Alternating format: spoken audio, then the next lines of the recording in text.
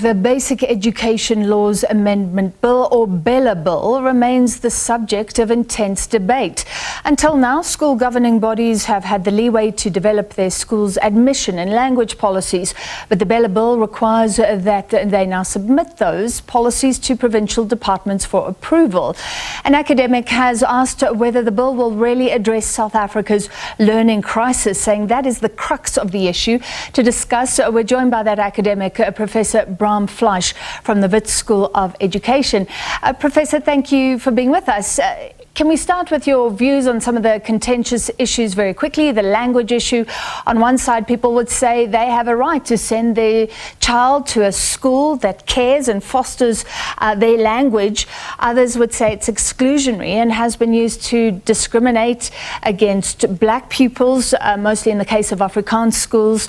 What do you think about how the bill is handling language?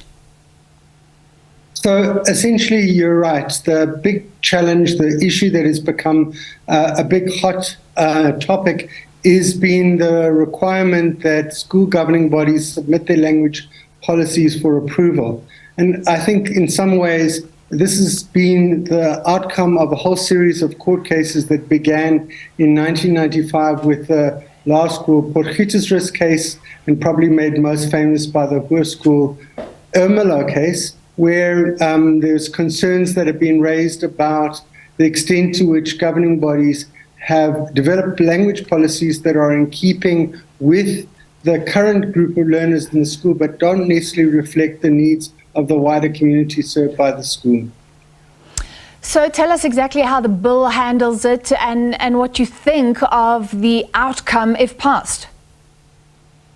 So, I mean, essentially, the really core issue is that the bill now requires that school governing bodies submit both their admissions policy and their language policy to the provincial government for approval.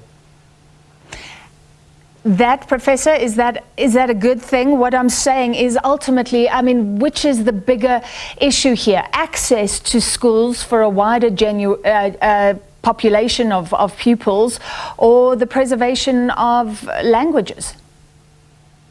I mean, I think this is, clearly this is an issue in a small number of schools, but my concern is that often the issues of language become the focus of a great deal of the debate, when actually there are many more pressing issues that affect the vast majority of children across South Africa. So there's no doubt that in some instances schools may be using language policies and exclusion. In other instances there may be possibilities that the provinces are overreaching and attempting to control schools unnecessarily. The concern that I raised in the recent article is that we're often missing the real challenge in South African education, which is the learning crisis. All right, sure, and let's look at that. I mean, another contentious issue is about corporal punishment, an expanded definition, but you're asking the core question: how do we fix the lack of literacy and math skills? We know there's a huge deficit. Talk about the bill and its usefulness, if any, towards addressing that core issue.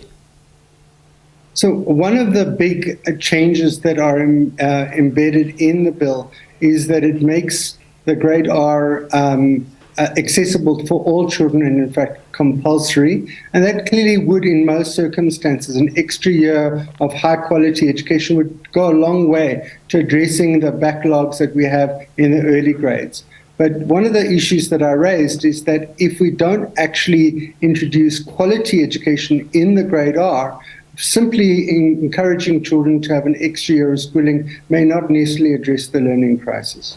And there's some research that supports that. And how would you rate quality right now for the kids in grade R? So we don't know, there isn't systematic evidence about that, but I think that we're likely to be very uneven. We know that there are various training programs. There's attempts to upgrade many of the teachers currently teaching in grade R. Certainly, I've been to many schools where there are playgrounds that have been specifically designed for young children. So there's no doubt that serious efforts have been made to upgrade the quality of the grade R resources and learning environment. But if the school system and the rest of the school system is anything to go by, there's enormous pressure, financial pressure, and we're wondering whether they'll be able to use the limited resources effectively to address the huge uneven quality across the sector. And I guess we know, I mean, when there's that inequality in early learning, that leads to the vast disparity in outcomes when kids are older, because so much starts at a young age. Do you agree?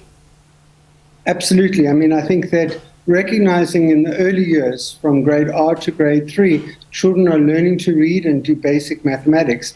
If they haven't consolidated those two key skills, then essentially acquiring the powerful knowledge that they need in the intermediate and senior phase is that much more difficult. They have to rely almost exclusively on their teacher. They don't have the ability to acquire that core knowledge, that school knowledge that they need from the books that are being provided to them.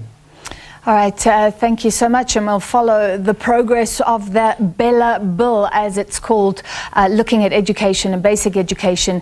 We're joined by Professor Brahm Fleisch from the Wits School of Education.